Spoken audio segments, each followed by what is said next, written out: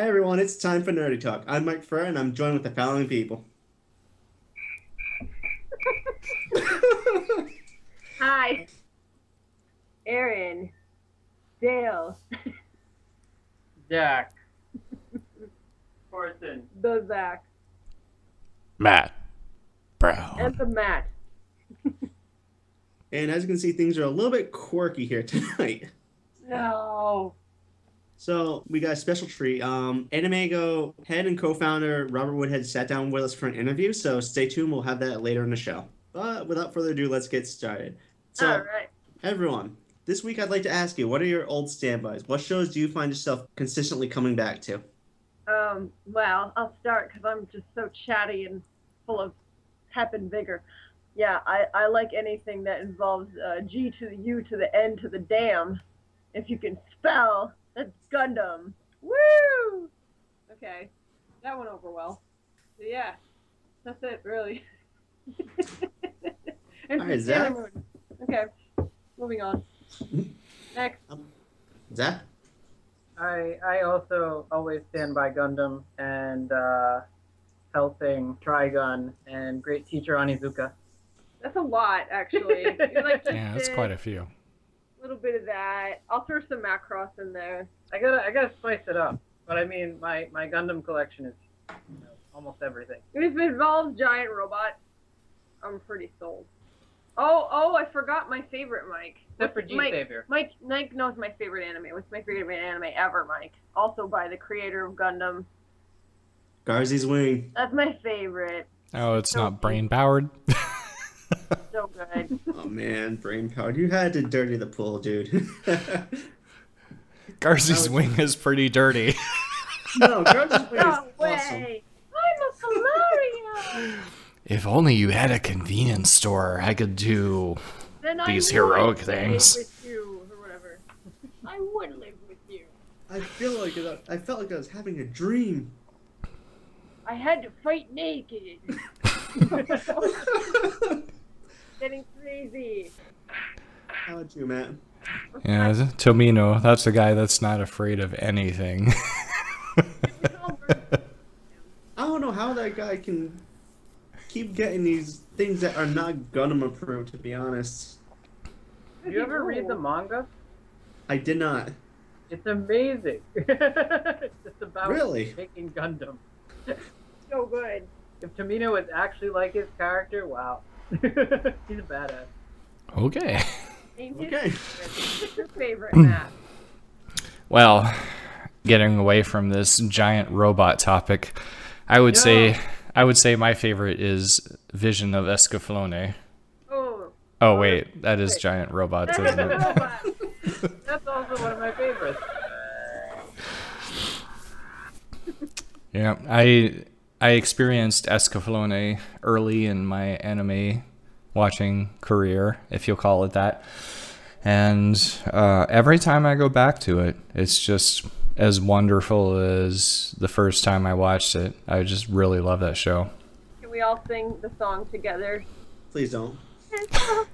No, hey, come on. Yeah. And as Daryl Surratt would say, it's a proper mecha show because the name of the mech is the name of the show. Well, Gundam, all the Gundam. It's a Gundam. It's a friggin' Gundam. I rest my case. All right, Mike, what's yours?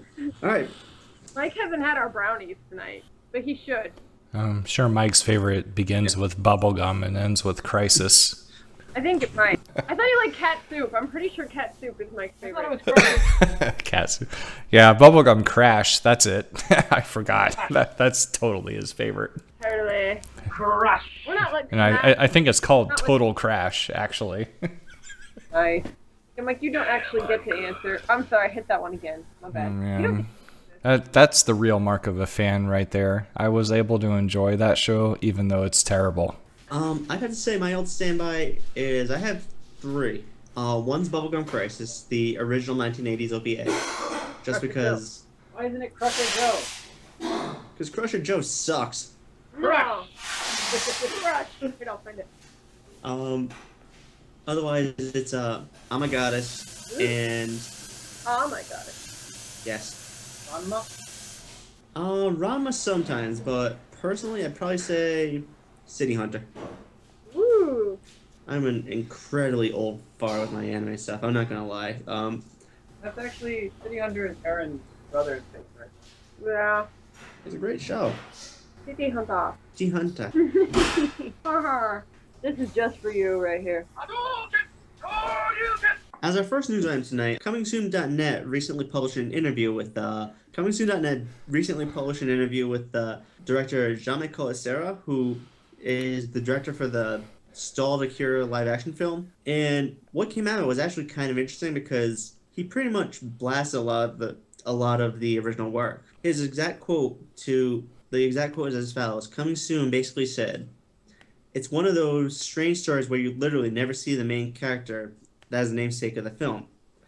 Khaled Serra said, "Nobody's interesting. Tetsuo's interesting because weird shit happens to him. And Kaneda is so two-dimensional. That's part of the Japanese culture. They never have strong characters. They're used as a way to move the other philosophy forward." And when he was asked what he'd like to bring to the film, Khaled Serra said, "I hope that I can bring strong characters. In the original source material, I don't think the main characters are the protagonists. What I'm hoping is to bring the characters." He also wants to make this a trilogy when the original was one movie. So, what are your thoughts, everybody? It's gonna be ruined. Okay, one and done. Let's go home, everyone. Could you perhaps elaborate? Please elaborate. Sorry. That's my thought. I just have no faith when, any movie that was made in Japan comes over to the Western world and we just somehow, screw it all up. Don't all go at once. Well, I had some ideas. I'm trying to drum them up in my head. All right. Personally, I think this is a sign that Khaled Serra is probably the worst person to be directing this film. I'm not going to sit there and dismiss an American adaptation of Japanese media entirely, because it can be done. It's hard to do, but it can be done. There has to be some passion for the original work, or at least some respect for the original work for it to work, though.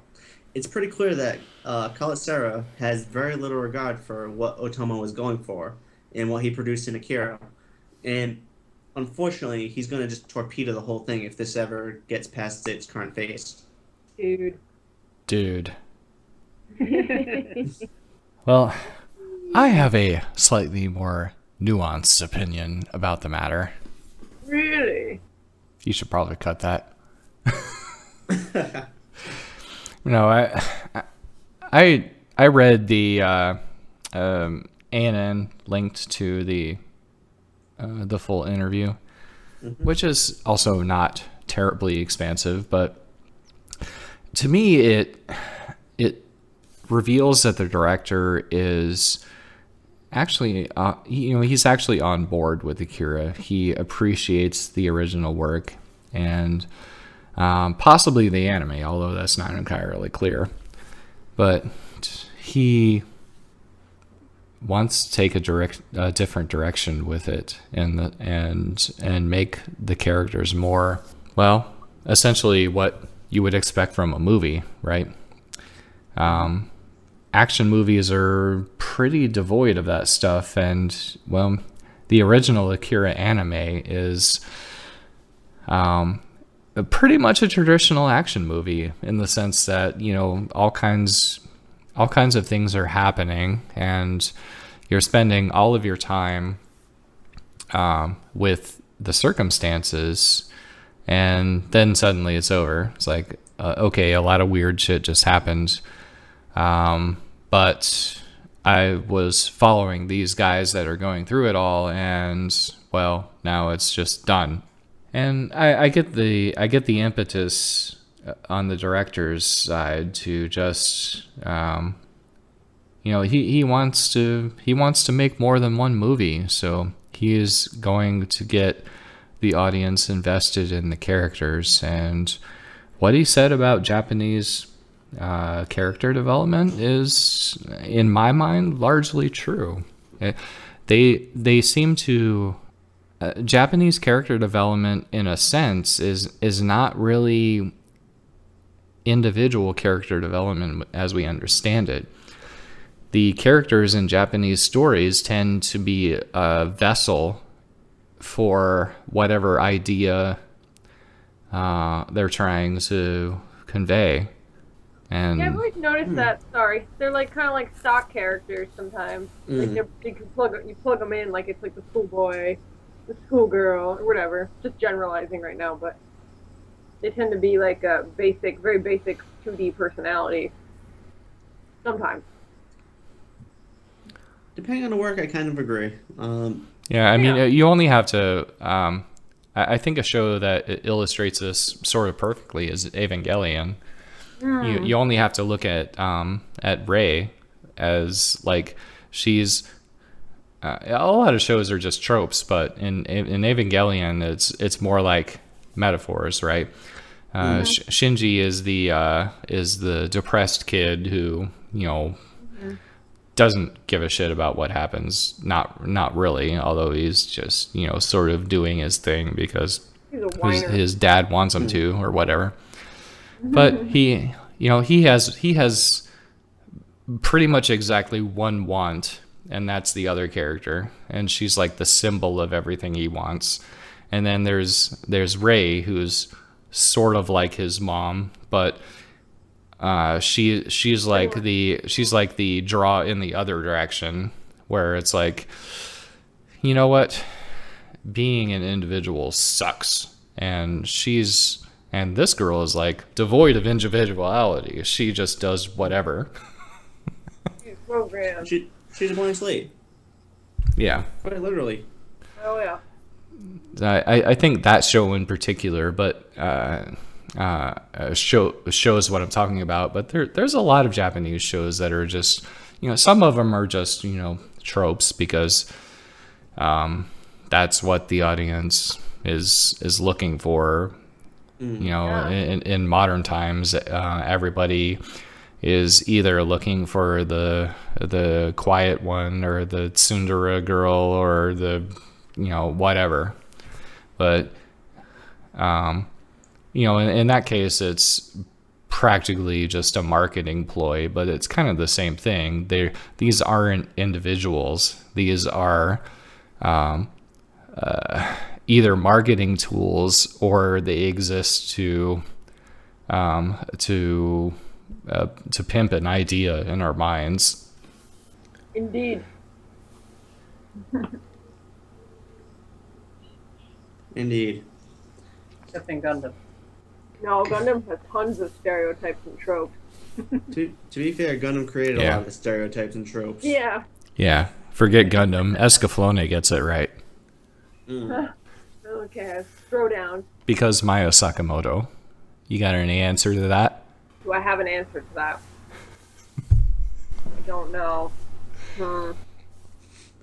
I'll take that as no answer. No My sound answer. effects jammed up, man. No answer here. They jammed up. Wah, wah, wah, wah. There you go. Now I'm going to have to dig out Escaflowne from storage. Damn it. Oh, there goes your night. There goes the I weekend. know. I was watching Bubblegum Crisis, but I might have to preempt it. Oh boy. The only one that... Well, I shouldn't say the only one that matters, but the one that matters the most. There we go. Even inside Bubblegum Crisis, which is fantastic all the way through, there is the there's definitely like the wheat and the chaff. The chaff is everything that's not episode 6, with that chick that comes in and sings the Say Yes song, and the other one, yeah, Vision. That's right. See, I'm not sure that everybody, like, when I watched that show, I didn't expect to completely fall in love with the music. Although I expected it to be good, given that it was, like almost like a poster child for 80s awesomeness. But still, 80s, it's like it was just 8 episodes long, but there's a huge amount of music that came from that, and a lot of it is good, very good.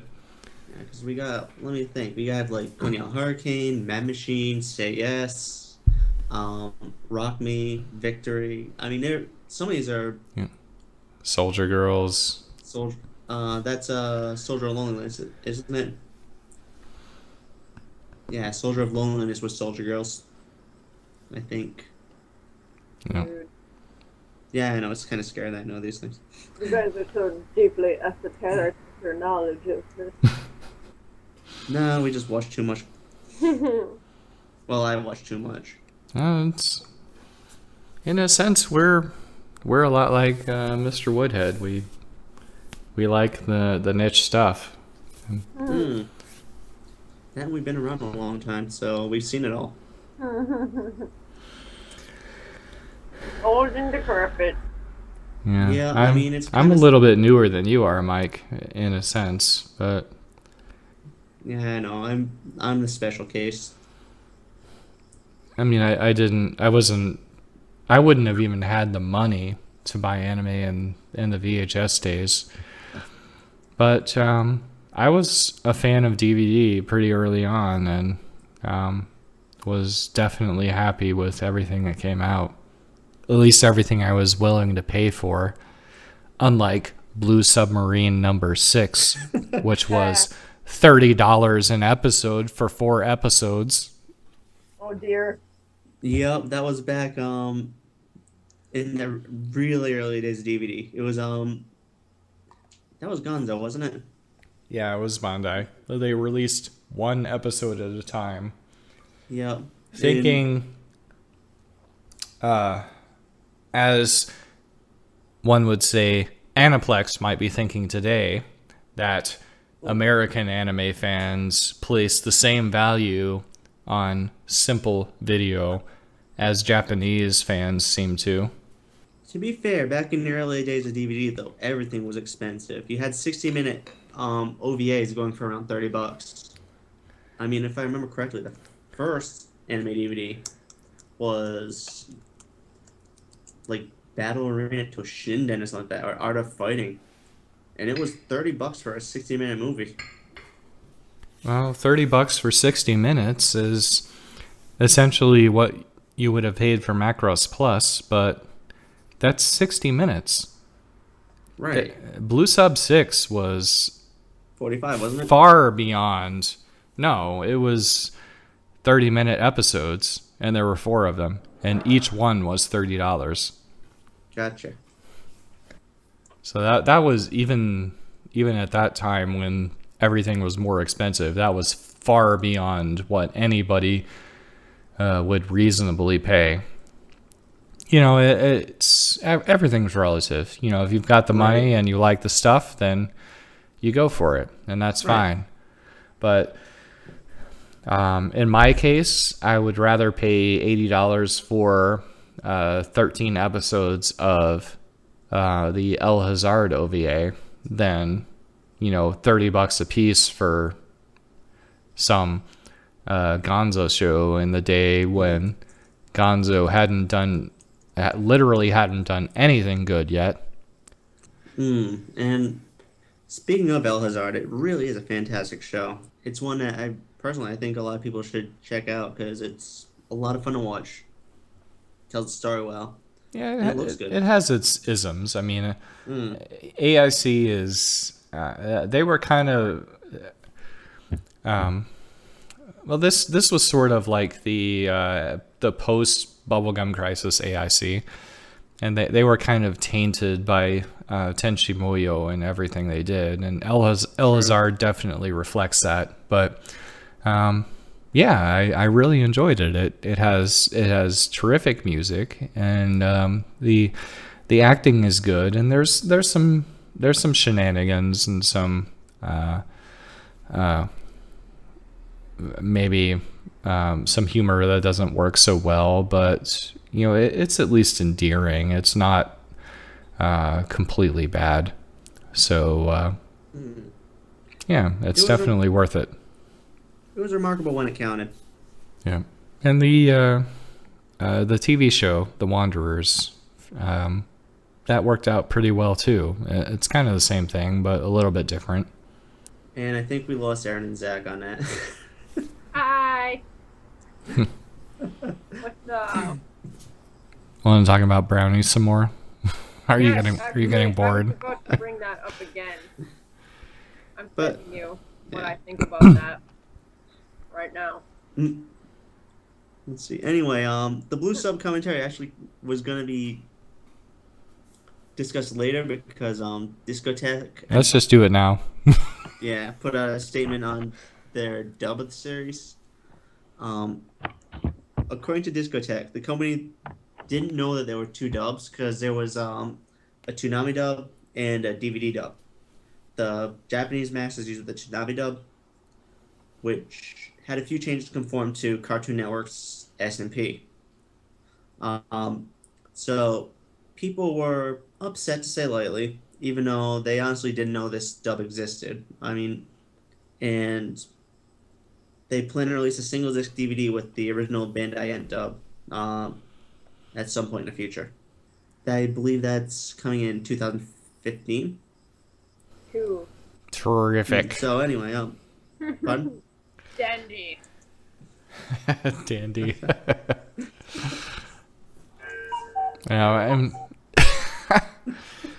I mean, you kind of know how I feel about Blue Sub 6. It's early Gonzo. It's not very good, but to give it the minimum to give it the minimum amount of credit that it deserves, it was a fairly early instance of traditional animation practices being merged with CG animation. And, you know, okay, you could say it wasn't awesome the way they did it, but they definitely didn't have the kind of budget that Disney had when they made Beauty and the Beast, which did the same thing on a lesser scale. So it's respectable what they tried to do, but to me the plot was pretty lacking. I honestly have no idea what the show was about, other than, you know, it's almost JRPG like. It's like some assholes trying to destroy the world or whatever, and for whatever reason these guys in the submarine are trying to stop it, and they bear no resemblance to Captain Nemo and his crew, so I'm not interested. Yeah, personally, I've only seen one episode of Blue Sub. It's all that could keep my attention. I really didn't care for it, but If Mike says it sucks, then it sucks. It's that simple. don't get me started on the shows I really think suck. I will go for hours. Oh, okay, cool.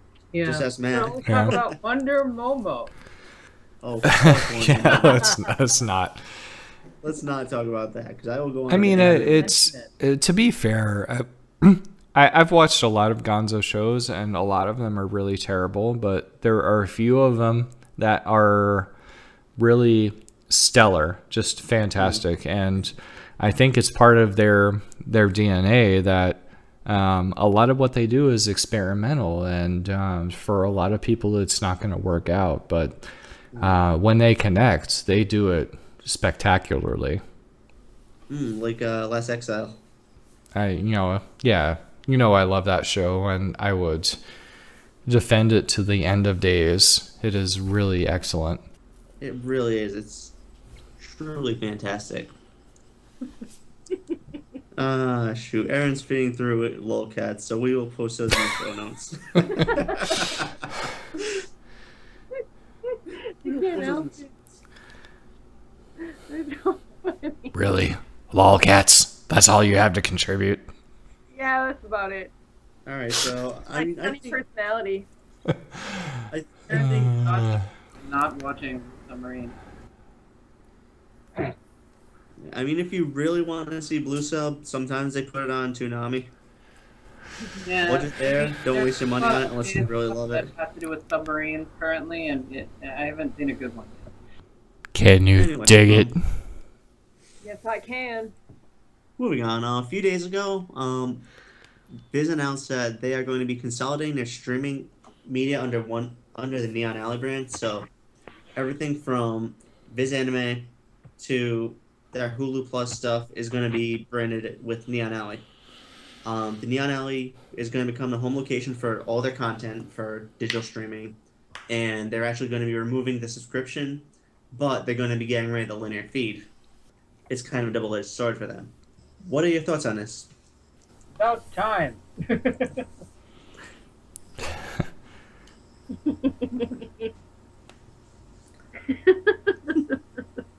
Seriously. Seriously. I think you can. It's a good way to die. Yes. No, I think it was bound to happen. This Viz thing, and it's the right move. Honestly, the linear broadcast model is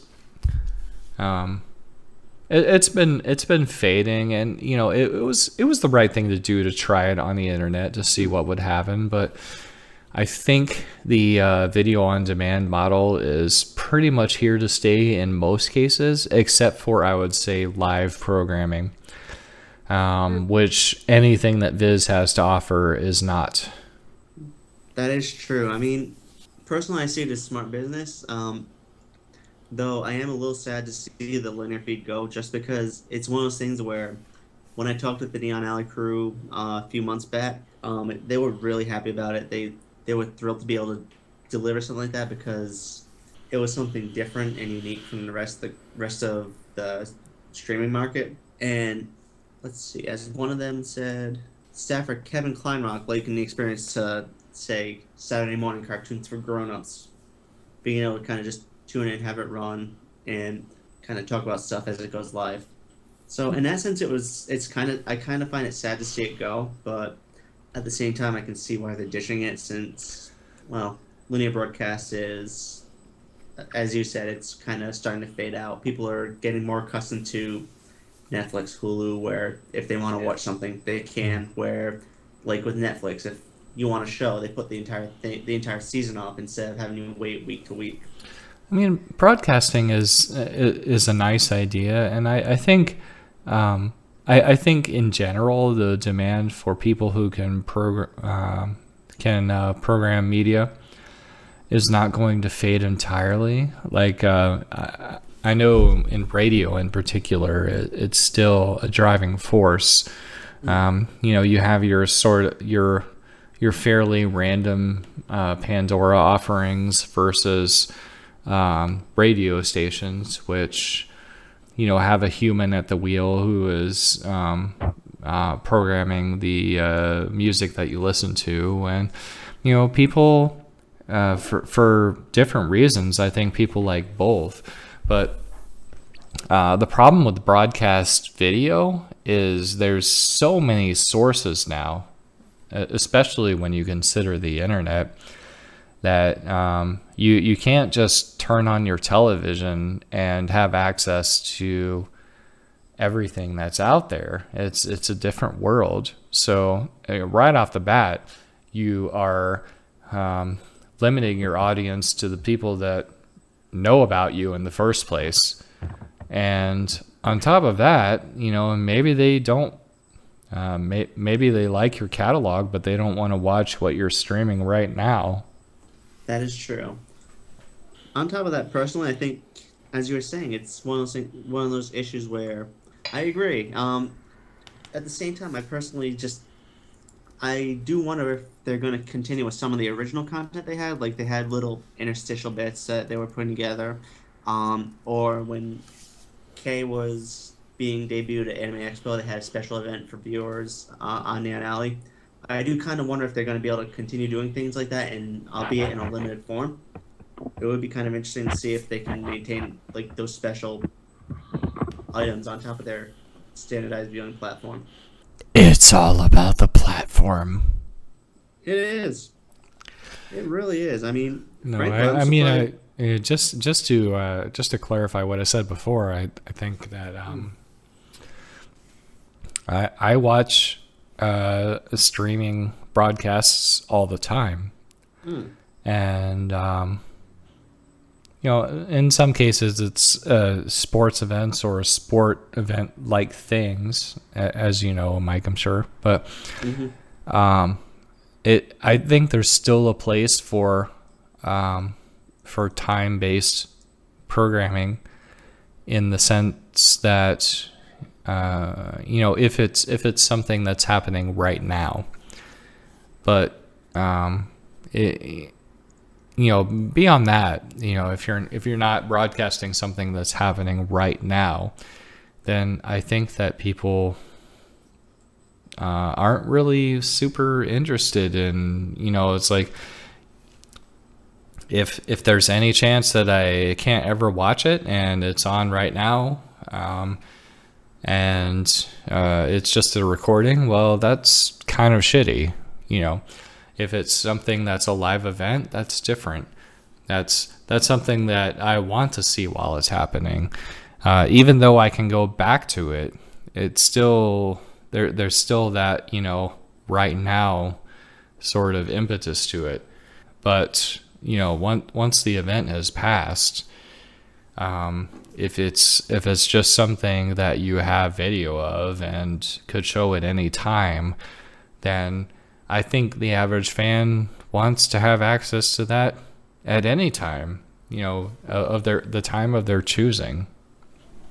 That is true. Besides, dropping the feed creates a lot of strategic advantages, because since they partnered with Hulu, they don't have to pay for overhead. They don't have to pay for, well, as much for overhead, I should say. As much, because they don't have to staff a person to man the schedule, draft the schedules. At the same time, they save money on servers, because it's being hosted off of Hulu's platform, and it creates a stronger brand. Because frankly, I'm surprised that they didn't do this earlier, because having Viz Anime and Neon Alley competing with each other is just not wise. Well, it's a lower cost and lower return kind of arrangement. So it really, you know, just as with anything else that a business has to worry about, it comes down to what are the numbers and how much are we actually taking home with this compared to the alternative. So you know, sometimes that takes time to iron out. I understand that. That it does. Any thoughts from the Snow Brigade? The Snow Brigade.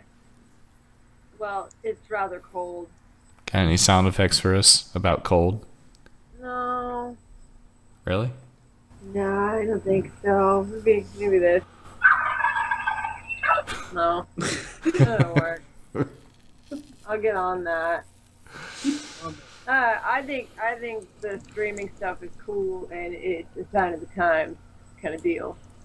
And I'm down with it. That's what I have to say. But what do you have to say about the programming versus the live? Or wait, something. I don't know anything about programming.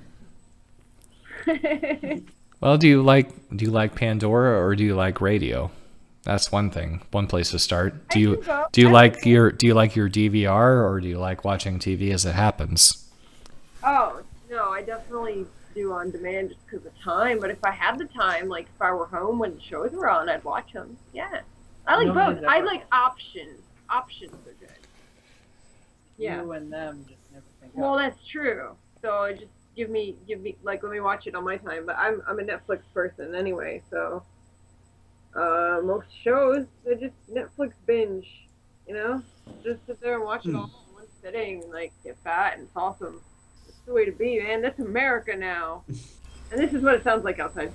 Ready? You can't hear that. Wind! Isn't that awesome? Yeah. That is awesome.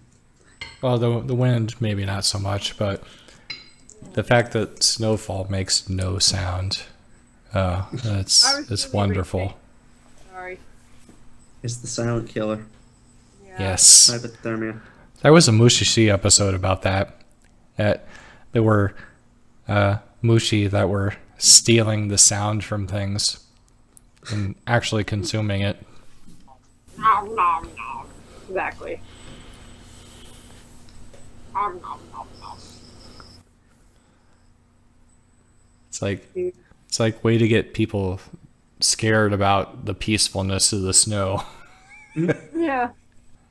Mushishi has a way about it though. It's like, you know, there's these things that happen that, you know, like snow and silence that, you know, everybody is used to. It's sort of it's safe, you know. It's like all you got to do is keep your cabin warm and wait until it passes. But the whole idea of these mushi is they throw a wrench in all that, and they make the thing that you're comfortable with a problem for you. The Vashnarada. The Vashnarada. Doctor Who, come on. Come on. That we have to throw in as many Doctor Who references as possible. So one so far. Yes. Yeah. You're not doing so yeah, well. we got one. Whatever. She's falling behind this time. It's the snow, like she said during the interview. That one again. Yeah. All right. Whoever heard about the London snow? It's all about fog there. Yeah, they don't get a ton of snow. They're in the jet stream, so if they get some, they're kind of excited. You know, like you Southerners. Oh my God, it's snowing! We're gonna go outside and make a pool. I don't know. Actually, last time they had snow in Atlanta, it was kind of a mess. It looks like The Walking Yeah. Dead. It looks like The Walking Dead from life. It really was. And that's hilarious that you mentioned The Walking Dead, because Yeah. one of the first dumb moves the guy makes is to go to Atlanta. I know. Right? On a horse. Yeah, I sympathize. Atlanta is not used to having those conditions for a prolonged period of time. And if you've ever seen the amount of traffic that goes through that city on a regular basis, you could understand what they're going through. Then they had like Chick-fil-A out there bringing them food. I really didn't sympathize with New Englander. I mean, we get snow up to our eyeballs. Nobody brings us food. You know? Don't forget the blizzard. 78 Get people your own froze to death. Because you're not dumb enough to be on the interstate highway while all of that hits. Yeah, well, sometimes you can't help it. You have to drive. But I would have turned down Chick-fil-A anyway. Like, screw you guys. That's just me. What you like the offer. I would have, well, Yeah. Starbucks delivered. It's like if it was a Sunday, they would know to not be on the road in the first place. But any other day, Chick-fil-A is open. That's true. Oh, Chick-fil-A. Exactly. Yeah. Moving on. We're going on to a topic that I kind of wanted to talk about beforehand, but I didn't feel comfortable talking about it in the presence of, you know, just guys, because it would turn into that whole Fox News white One guy side. discussing, yeah, one side thing. Anyway, about a week ago, Ask John ran an article called "Ask John: Did Girls Cause America's Anime Busts?" Question: it might be politically incorrect, but would it be inaccurate to attribute the early to mid 2000s domestic anime bubble and its subsequent bursting to wishy-washy American fangirls who treated anime as a fad rather than as a hobby? You know, the ones who 1 minute are into Powerpuff Girls, the next Lizzie McGuire and Hannah Montana, and now Twilight and Hunger Games. Hanayori Dango, Fumo no Sagashite, Kodojo, and Marmalade Boy. All shoujo-oriented anime which bombed over here to the point that they were never completed. Or they just barely got to the end and still suffered from low sales. Yeah, there's no such thing as a girl anime fan who just likes Gundam, for instance. I know, it's an impossibility, isn't it? Ha ha ha. So let me pull out my fedora and my neck beard. Okay. No, just kidding. I mean, personally, I just wanted to bring this whole topic out because, especially more recently, I've started to see this attitude really starting to kick into gear, where it's like becoming more of the boys' club again, the boys' club mentality. Where, Yeah. Anyway, I kind of wanted to bring this to the open because, well, over the past few months, especially, I've started to see this return of the whole quote-unquote boys' club mentality in some places. Like, Yeah. in regards to this is the latest, but I've seen scuffles start up over shows like Aesthetica of a Rogue Hero, or we've seen the whole problem with fake geek girls coming up at conventions. Hate geek girls. It's becoming Yeah, fake geek girls, where if a person like goes to a like convention fake Steve Jobs. yes, except for. Anyway, I just wanted to kind of bring this out and have a discussion about it because it's something where it affects all of us. I mean, it's something that it poisons the well pretty much in a lot of regards, and it's not gonna go anywhere by just hiding it. No, I don't know. I just like, can it all just be like, you know, an even playing, you know? Hmm. I don't know I'm not sure we heard most of what you said. what I said. Yeah. I don't know.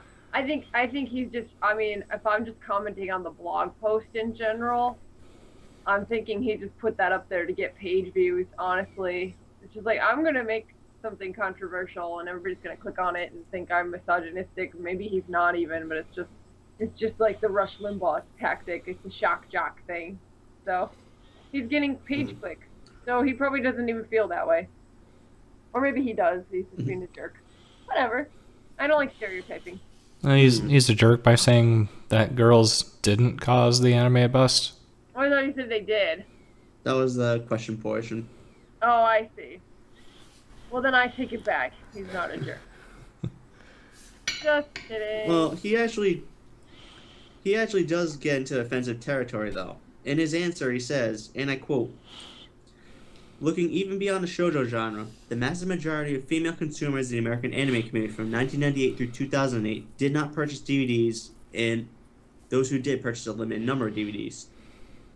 So, I mean, he's definitely kind of treading some water there. Yeah, well, I probably haven't bought a DVD in forever, but they're expensive. It's really not because I don't watch stuff. It's more like I could stream it or whatever, you know? It's the DVDs in general. I mean, DVDs are kind of going by way of the dodo anyway. Hmm. Well, at this point, you can't find anything anyway. I think it's a consumer thing. It's not just girls.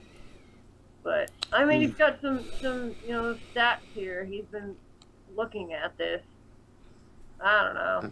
So, I think I think it's a mistake with anime in particular to separate the stuff that's ostensibly made for girls from any other show, and John seems to be focusing on the number of shows that are made for girls that were purchased by females, and shoujo anime hasn't never really done that well in America, except possibly for Sailor Moon, and that's the only case out of how many. It's so funny that, oh, sorry, go ahead.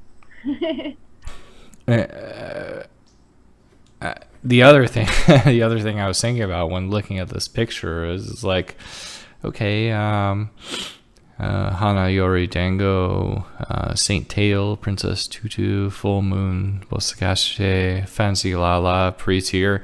There's only one of those that I don't like. That's weird. It's like, well, he also grouped in Gundam W, which is not called Gundam W, but anyway, Gundam Wing, he has that with female fans did contribute significantly to the popularity of Gundam Wing. And the thing is that was an anime that was not geared towards females. In the United States, it was unexpectedly popular with females. It just kind of happened. And like in Japan, it wasn't predominantly females that rushed out to buy it. You know, it did okay in Japan. As far as Gundams go, it wasn't one of the big hits, though. I mean, you guys know that. In here, it was just like girls all of a sudden were like, "Oh my god, Gundam!" I mean, that worked on me. But yeah, it was not a girly show. So this I don't know. That's one release that kind of appeals to both. So, and so does Cowboy Bebop and Outlaw Star. I mean, Cell, Trigun. These are all cool shows. Girls and guys. Lotus War. I loved Record of Lotus War. You know. Yeah, anybody that even. Anybody that likes D&D, even from a cursory perspective, I've never played Cards and Dice myself, but I like I like the worlds that are conceived by those sorts of games, and I love the show. I agree. Lotus was fantastic. Yeah. One of my favorites. Awesome. Awesome sauce. Word. So what? So about the greater situation, though, that the whole fact that we are seeing this stuff kind of start to boil into what we're consuming as media. Like, AN's blog isn't exactly small potatoes. It's a fairly reputable source that gets a good amount of traffic. I mean, do you feel that this could become a problem at some point, guys? Yeah. I don't know. Anyone else? Potato patata. Yeah, I think that John takes on questions that are interesting, but whose answers don't have a major impact on, or maybe don't even describe in a major way what happens in the American market. Yeah. That is true. I concur. I concur fully. All of us follow Ask John a little bit, but it's hard to accept what he says as gospel, but what he says is always interesting. To me, it makes me wonder more than anything what he really knows, that he can speak with seeming authority like this. Yeah. I mean, I would assume that he has some numbers to back up what he says, but are they just the Anime Nation store numbers that he has, or is it more? It'd be good to actually report that. This is a blog post, but it's like an actual article that delves into it. That might be helpful because it's hard to understand. Otherwise, without actual figures, like what are the dollar amounts? What are the percentages? He's talking about it's not this percentage or that percentage, not predominantly female audiences just run out, but like how many people are we talking for real? I don't know. I can assume that he does have some access to this data because I mean they have the AN store database at this point. Yeah. But he's not even really summing it up. He's just very generalizing it. So very wishy-washy. I'd like to see something. I don't need a spreadsheet, but this all came from 4chan. Interesting. Again, though, even if he doesn't come to a bad conclusion necessarily, I still think that this is just kind of a headline to drum up attention, get people talking. Which that's kind of the way it is. You get clicks. Yeah, I don't know. I mean, Anime Nation has always done at least enough to stay alive. I think the Ask John column has always been sort of a fun diversion. I don't know. I honestly don't know how much everyone pays attention to what happens in this blog, but Yeah. It just the nature of it makes it hard to talk about, I think, is what I'm trying to say. Because it seems intuitively false that girls could possibly cause the anime bust. That seems like drummed up controversy. It's like just not even possible. No, it's that's like just Salem witch hunt, basically. Let's blame the females. They're bewitched. They did this.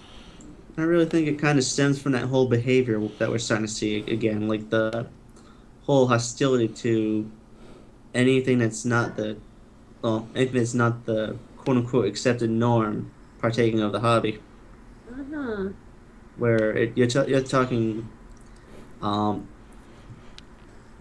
typically male, usually 18 to 35, decent amount of disposable income is the stereotype, if you think about it. Yeah. Well, we like bucking stereotype. Yeah, it's a stereotype, and even though, from my experience and from what I've seen, quite honestly, it's typically more of a spread. I mean, hold on, let me pull up some of my data here. Some Anime Herald visitor data here, actually. I'm just looking at my reader statistics, and it's about a 50-50 spread, male and female. Nice. I think Nice. the difference is, like, fairly minor. And typically 18 to 34 is about right. And surprisingly, less than 50K a year. Hmm. Although it's kind of funny because you have a lot of primarily it's either undergraduate, like no Oh, college degree, or you mean college Anime degree. Herald viewers, not Right. okay. Well, I you, mean, you had me confused for a second. no. I'm just saying like general audience statistics. We're poor, It's like but we're happy. also it's a lot more even and people Take tend that, to Andy give Fleck. credit. Yeah, I think Steven. that seems pretty normal for fans.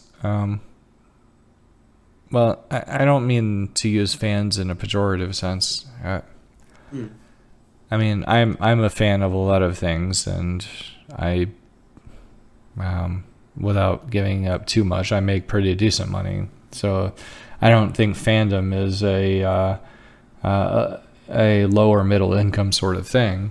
No. It's just, but I think probably a lot of the viewership you get are young fans, and That's 18 to 35. So 15 to 20 years ago, yeah, I was not making much money. That's me, man. I'm never gonna make money. I do okay for myself. Not gonna say much, but I do okay for myself. You guys can bail me out. You can crash on my couch. Yeah. Yeah. Anime night every night. I have 2 couches for anybody that wants to visit Florida. Whoa. Mr. Two Couch, Florida.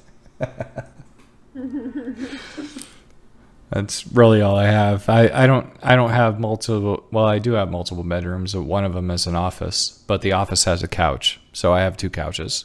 Oh, nice. Bruce Wayne. Hey there, Batman. Whoa there. No, Bruce Wayne would have multiple bedrooms and multiple bathrooms. Yeah, well. Well, okay, I have more than one bathroom, but one of them is the master, so Yeah. off limits or something. Or something. All right, so without further ado, we have our interview with AnimEigo CEO and co-founder Robert Woodhead. Everyone, please enjoy, and we hope to see you back next episode. Good evening. Hopefully this is working. Yeah, I can hear you well. All of you guys? Yes, Yep. indeed. Yep. All right. Well, Robert, thanks for joining us. I'd like to actually introduce you to everybody else. We've got Matt Brown, Hi, how are you? Aaron Dale, and Zach Corson. Hello. Hello. And I'm Mike Ferrer. Yeah. So, Aaron and Zach are definitely going to be here as kind of color commentary. They are the 2 most spirited of the bunch. Well, thank you. We try. I guess that makes them your official hecklers or something? Yes, I am a professional heckler for a living. That is my job. It's a great job. She gets to go out on Tuesdays and scream at random people. Yep. Anyway. Anyway, I figured, Keep going. okay. I think actually that your job is to heckle me and not him. Aww. Exact. Game. Equal opportunity. Yep. Anyway, it's been a few months since the Kickstarter ended for the Bubblegum Crisis Ultimate Edition, so I want to actually just kind of touch base and have a talk with you about how things have gone since then and basically how the community's been reacting to it. Okay. So, to begin with, I know last time you mentioned that you would be instituting like a group voting drive, and I noticed on the Kickstarter page that you had already gone through and ran one of the votes for the postcards. Yes. How has the response been to that overall? Like, overall participation, how many, like, percentage-wise? I don't have the number offhand, but if I recall correctly, it was between about 30 and 50% of the people, of the backers, actually voted. So it was quite high. Fantastic. And how's the response been on, say, the forum? I know that there is a backer forum that's people have been allowed to kind of pitch their own ideas and stuff like that. That's actually been very useful, not just for the pitching the ideas, but also for getting quick feedback from people, and as a way to identify people that can really be helpful in actually doing the actual production work. And on the production end, you just mentioned, what would you say has been the biggest help from that to pull from the forums? Couple things. We got some really amazing people to proofread the English subtitles. We got 3 guys who volunteered to do it, and they just did an insane job. I actually, at one point in one of the Kickstarter updates, linked to a Google Doc that they put together, where we were discussing the various nitpicky changes that they had picked up. And it was just like literally they found dozens of things in every episode that we wanted to tweak just a little bit. They caught some bizarre little errors that had been in our subtitles for like 20 years. In 20 years we had, and because we did the VHS version and then the Laserdisc version and then a couple of DVD versions, and there were still things they found where we looked at it and said, like, oh my goodness, how could we possibly have missed that? Wow, that's impressive. Yeah, they really did a great job with that. I actually just finished a review a couple days ago of the last piece of the English subtitles, which was we re-subtitled Holiday in Bali, which is the live-action music video show, and that's going out to them next week after Natsumi gives it one last check. In the meantime, most of the French subtitle proofreading has been done. So that's all good. And we have teams that are working on German, Italian, and Finnish subtitles right now. That's actually kind of crazy. Wow. Finnish is quite specific. Yeah, well, there was a guy in Finland who said he'd like to give it a try. So it actually presents some interesting problems because Finnish, when you write it out, is significantly longer than English. So we've had to make some different font choices to get things to fit. In addition, one of the original proofreaders, we didn't have original scripts for most of the episodes. We had some printed scripts of a couple of them that had survived, but not of most of them. And he went through and transcribed every episode into Japanese for his own use and as a translation check. And now he wants me to see if I can get permission to put Japanese subtitles on the disc as well. Wow. Do you think that they'll go for that? Is it likely? I have to ask some people in Japan about that one, because there may be some issues, because we have worldwide rights in every language but Japanese. Quite frankly, I don't see if it's a significant problem because we can't sell into Japan anyway, and the only people that this might possibly be helpful for are people who are learning Japanese. And I would certainly love to stick them on there because it's just so cool. But right now I don't know. I have a list of of a lot of different things I have to ask the licensor when we get down to the final stretch, and that's one of them. Speaking of the licensor, was there anything that either you or the community want to add that really couldn't be done due to licensing issues or something like that?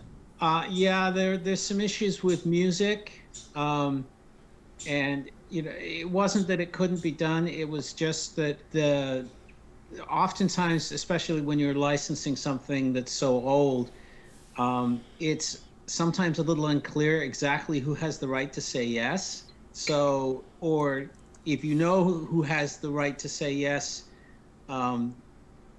it would take them too much time to go through and figure out exactly what has to be done, such that their time cost in doing it is more than they would make from actually licensing it. So it just becomes economically impossible. And so there have been a couple things like that that have proved to be a little bit difficult. But on the other hand, we've managed to get permission to do things like, if the backers go for it, we could release PDF versions of the Bubblegum Crisis role-playing game books that our Talsorian Games did. And also the Bubblegum Crisis English comic book that was released by Dark Horse. We managed to work through those issues with the licensors so that it's just a matter of whether or not the backers want to spend the money to recover all that material and format it properly. And is there anything that you personally would love to see kind of go in yourself, something that may not have been suggested by the community, but you personally would like to have added in? Not really. I mean, there's just so many different things you can do, and you have to learn to not fall in love with any particular thing. I mean, I really like I had an embroidered patch done, and I'm working on getting the licensing done so that we can make that available to people. And I really hope that I'll be able to get that worked out. But if I can't, I can't. It's just a matter of the logistics.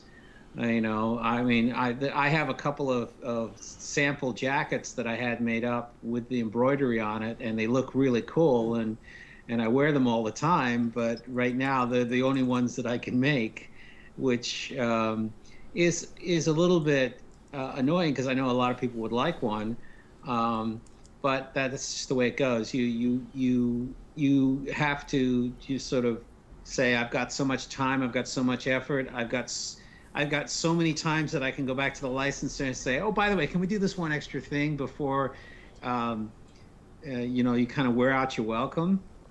I have to not get totally fixated on one thing and focus my attention on what the backers want, and then take that and try and get them the most number of things that I can. And through the process, what would you say you've learned? What would you say you've learned, like, in terms of the Kickstarter drive, how the community works, and what you can apply to, say, future drives? Well, I learned a few lessons about how to run Kickstarters. They're kind of hard to articulate in words. It's more of just sort of gut feelings about how things work. I probably would if I was doing this again, I'd probably do things maybe in a little bit more simpler way. On the other hand, the complexity that I added in terms of this whole crowd production thing has worked better than I actually thought it would. Both in the number of people that I thought would step up and be interested in doing work, and in the level and the amount of time they're willing to put into it. I mean, some of the people who are working on the subtitles are obviously going to be putting in hundreds of hours on this project. That's impressive, actually. That's really impressive. I Yeah, bet there's a lot of fans of a lot of shows that wish they could contribute in that way. I know I'm a stickler for correct language, at least, and I do a lot of face palming when I watch anime.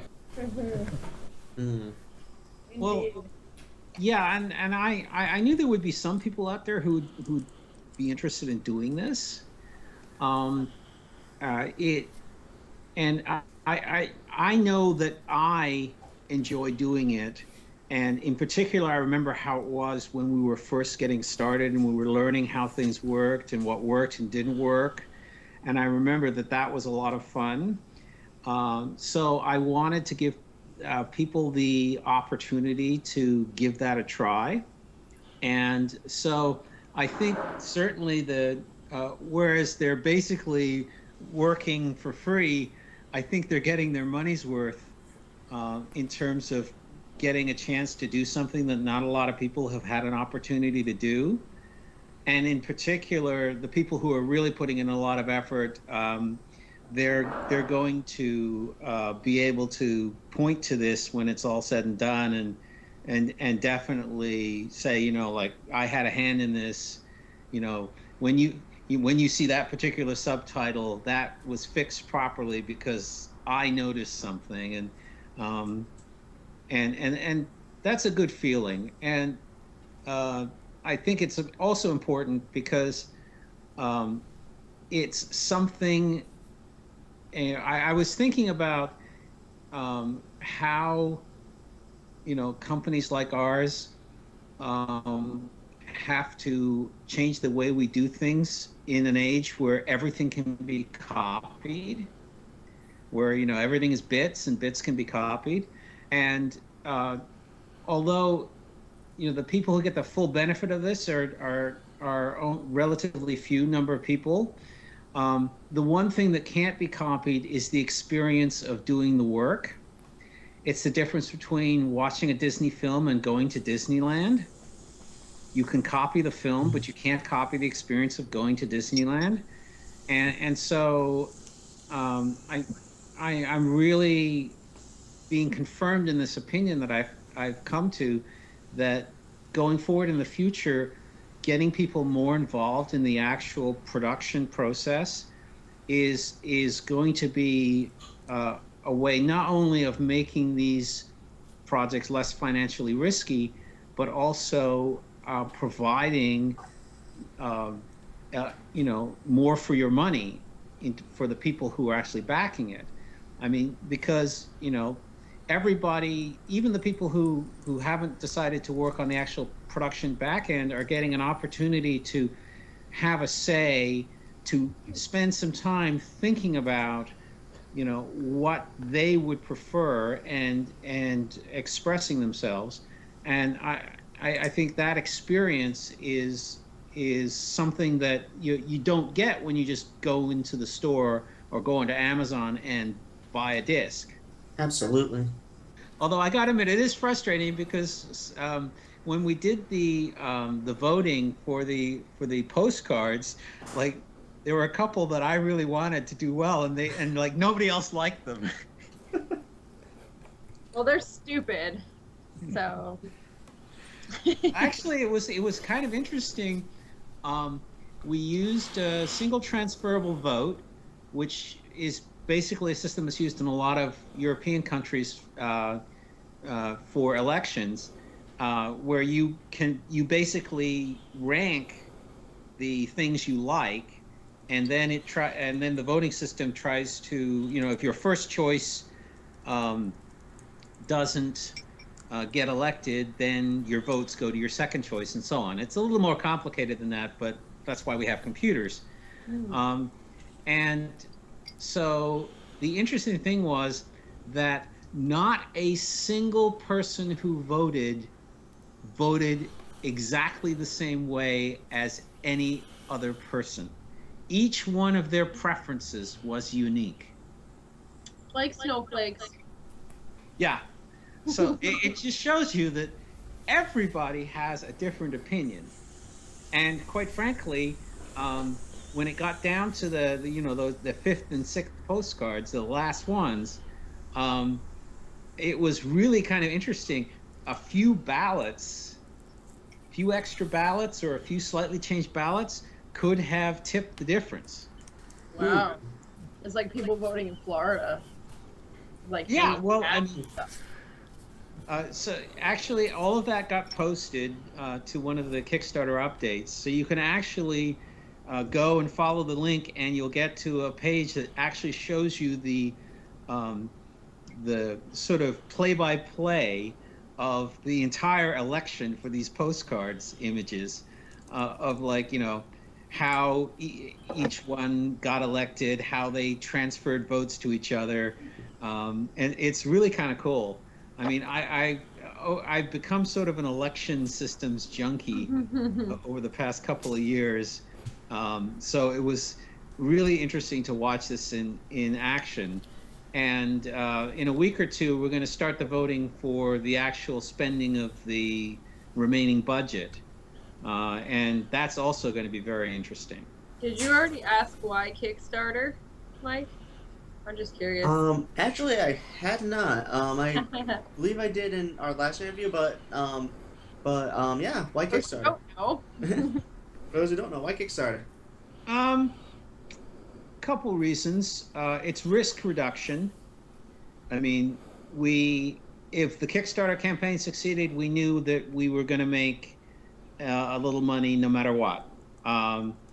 And so that way, it's one of the things that's always a difficulty in this business is that if you don't know that the product is going to be successful, because you can't tell,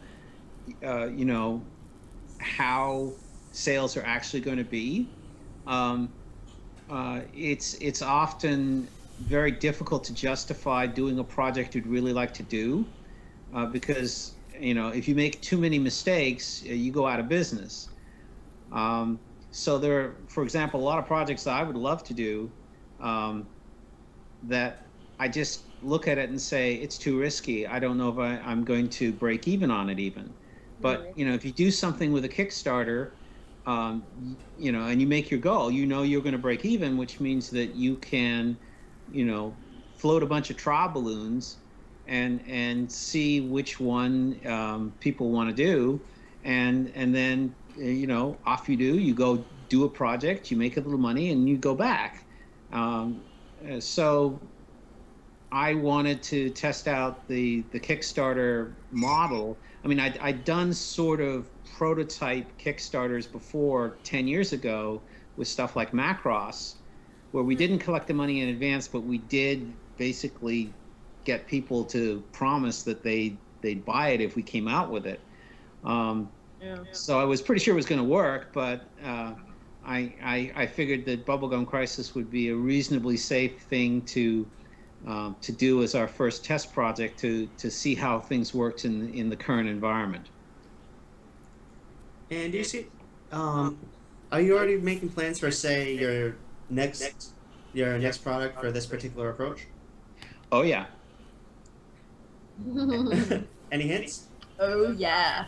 Not going to say anything. There are 2 or 3 interesting candidates. We may actually run multiple Kickstarters at the same time. Yeah, there's a couple of things we know we can do. There's a couple of things that we'd like to do, but people in Japan are watching this project to see how it goes. My wife is going back to Japan next month, in fact, to talk to a lot of people about various things. So, sometime in the early summer, you may, wake up and see a tweet that makes you go, holy cow, they managed to do that. Or everything may fall apart and you won't. I have another simple question for you. Well, anyway, the choice of Bubblegum Crisis for the Kickstarter. It seems fairly obvious that Bubblegum Crisis has been a reliable property for you guys, given the number of releases. But is that the main reason you chose the title for the Kickstarter, or is there another? Well, it was a combination of factors. First of all, it is, as you say, a very reliable title, so we were pretty sure it was going to succeed. It was also a good project to test out the crowd production, because there are lots of things you can do. And we had a wealth of materials, not as much as we would like, but certainly a lot of materials that we could kind of stuff into it. And also, we've had an extremely long relationship with the people back in Japan, both on the production end of it and also on the licensing end. It was possible to convince them to let us try this sort of unusual project. I mean, if the Kickstarter hadn't succeeded, we would have probably released it on Blu-ray ourselves, but it wouldn't be nearly as elaborate an edition as this one. And do you have plans to release this on Blu-ray in the future, or? We have said that we might release it in a sort of a more consumer edition in 2015 sometime, but it will not have the bells and whistles of this edition. I mean, this one is definitely a custom limited edition, and it's made particularly for the people who are backing it. All right. And is there a way for people to kind of get in on this, even though the Kickstarter's ended? Oh yeah, we've actually you can go to BGCUE, that's Bubblegum Crisis Ultimate Edition .com, bgcue.com, and sign up via PayPal. And we have probably gotten another $15,000 in signups since the Kickstarter ended. Fantastic. And all of that has bumped up the budget a little bit. So everybody who signs up helps make it possible to add something else to the set. Righteous. And that offer will be open until the day that we have to lock down for our actual production run. So that's probably sometime late May, early June. Fantastic. Any questions from anybody else? I feel kind of greedy being the only one talking here. I have so many questions, so many. Fire away. Okay, if you were to come up with another term for like bubblegum crisis, like what else a bubblegum crisis could be? Like, would it be a crisis in which the world runs out of bubblegum? Or I mean, there's so many ways you could go with this.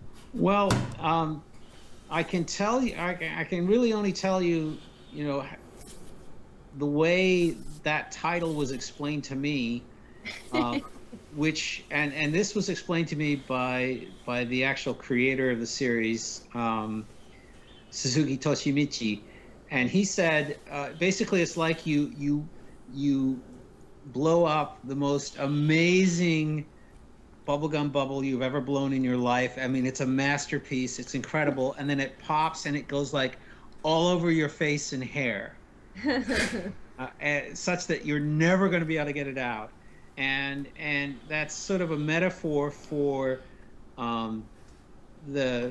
technological evolution, in the all of the artificial intelligences and robots and stuff in the series are when used properly are a wonderful tool, but of course any tool can be misused, and of course they are.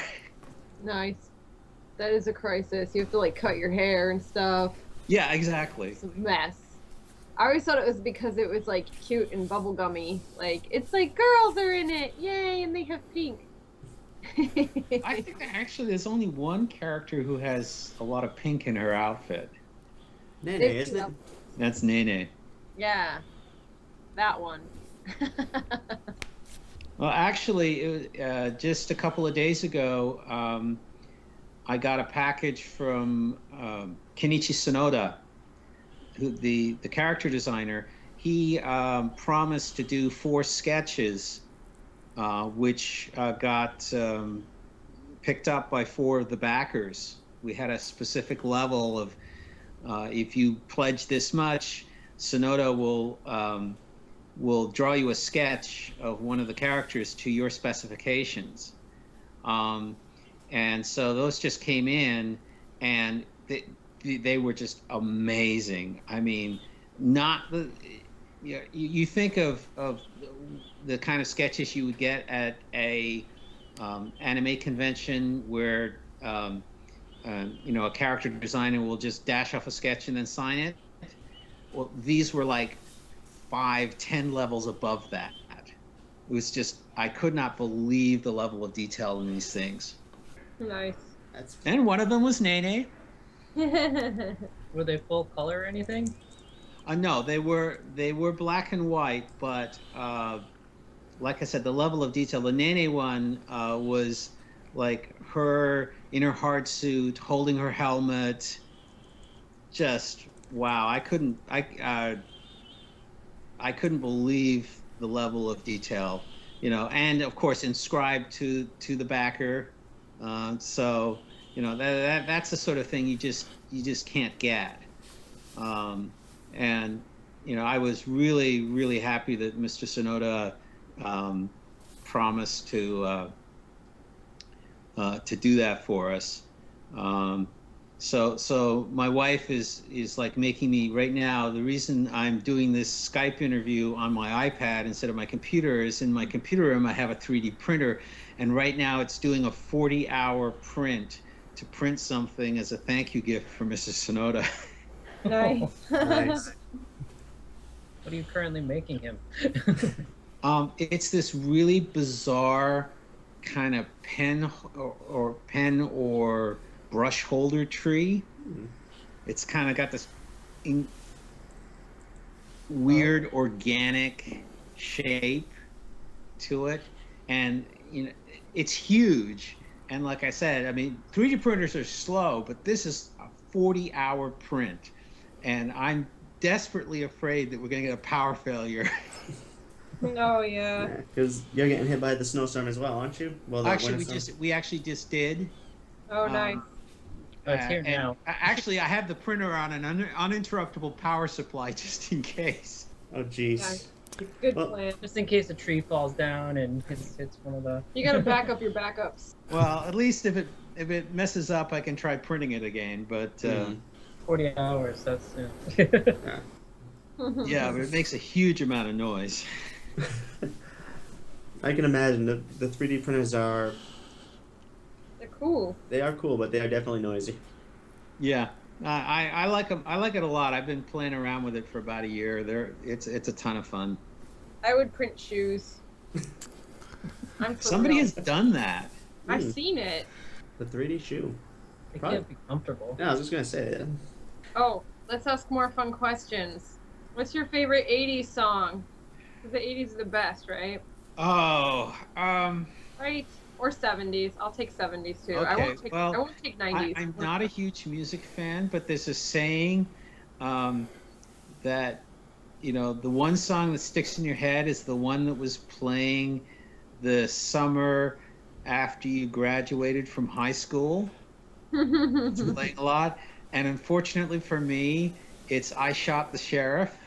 Nice. Good one. That's not bad. I'll take that. I think I would only have one additional question. You guys are pretty well known for you take on very niche titles, and you love the heck out of them, and put out really impressive releases with detailed liner notes and all of that stuff. And it's not cheap to do all of that, but I think it's a labor of passion for you guys. My question is there a title that's have you run across titles that are just too niche to receive your level of love on them? And on a related note, how did the Spirit of Wonder Miss China's Ring release do? Because in my mind, that is almost the definition of unmarketable. Although I love it. In terms of things that are too niche, or that I didn't think that there was a market, I mean, too many to name, really. There's just so much neat stuff from the 70s and 80s that, you know, even people in Japan don't remember it anymore. But that realistically I would love to do. You know, oftentimes the problem is that they're just too long. It's just too, like, it's a TV show and there's just too many episodes. And yeah, you could release a few episodes and make money, but you know, because sales decrease the further down you get, you overall you just can't justify it. Part of the reason for the Kickstarter is it kind of avoids that problem. You can know in advance whether or not you're going to be able to at least break even on the project. And so hopefully I'll be able to revisit some of those things and go, well, gee, you know, maybe there is a market for this weird show from the 70s that I'd like to do. I'm not going to give you any particular examples because I don't want to give aid and comfort to my competitors. But in terms of Spirit of Wonder, we made money on that. Nice. Really? Yes. We did it because we thought we could break even and we loved it. And we got the rights at a time when licensing costs were not insane. And you know, our philosophy at the company has always been, do we like it? Do we want to work on it? Can we convince ourselves that we're going to at least break even over 5 years? You know, which is the typical, you know, 5 to 7 years is the typical term you get on a new title. And, you know, we made money on that title. I mean, remember, it helped that it came out at a time when individual OVAs were selling for a significantly higher price than they do today. That is true. So, you know, and if you look at our titles, we made money on almost every one of them. There's the ones that we did because we said, oh, well, it's an okay title, but geez, we're going to make a ton of money if we release this. Those ones always lost money.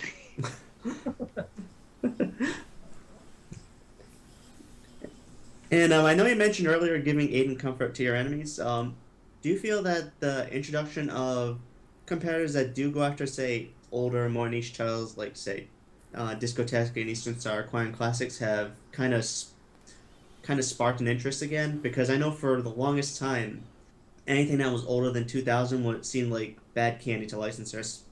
I actually have no problem with people going out and digging out the mines, doing a little sort of cultural archaeology, if you will.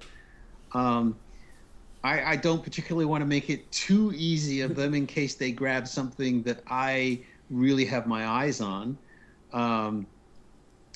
But in general, I think that there's room for a lot of different companies, and you know, I'm hoping that some of the changes in the market are going to make it a viable business to go back and do stuff like that. I certainly am looking for something to do for the next 10 years or so. And, you know, chasing after new titles is not a way to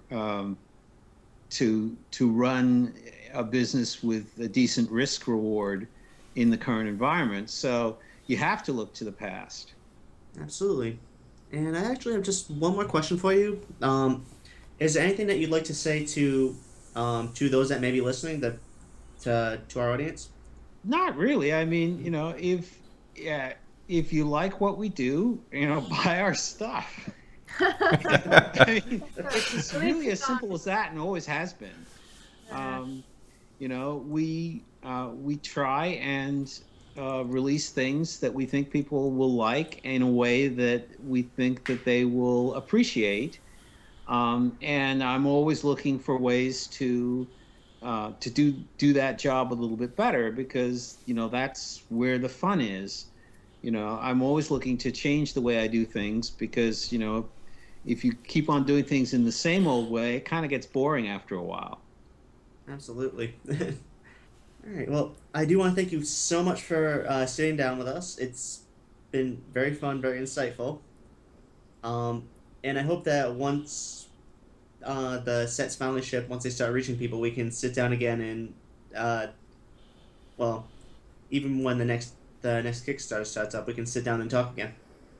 Oh, it will be my pleasure. We'll have to arrange something. Maybe we can set it up so that we do something just before the Kickstarter goes live, so you guys get the scoop. Ooh, thank you so much. Yeah. For a small fee, something can be arranged. You're talking like a businessman now. That rules. I would like to say it's been very nice to meet you, and thank you very much for talking to us. Absolutely, it's been an honor. Thank you for your tolerance. We appreciate it. No problem. You gotta work on that heckling there. You didn't really do a good job of it this time. You know, I was feeling nice. You know, we're all like snowed in and stuff. We have cabin fever, so we don't want to get too mean or anything. Somebody might do something desperate. Well, living in North Carolina as I do, I mean, you know, when we get, you know, snow and freezing rain, the entire town goes insane. I mean, although we got hit fairly badly. I mean, I lost some pretty big tree branches. You know, like half of a tree came down right next to my house and stuff like that. Jeez. It's a good thing nothing happened to you guys. Good to hear you guys were able to weather it. Nah, it's no big deal. We were without power for a day or so. Dude.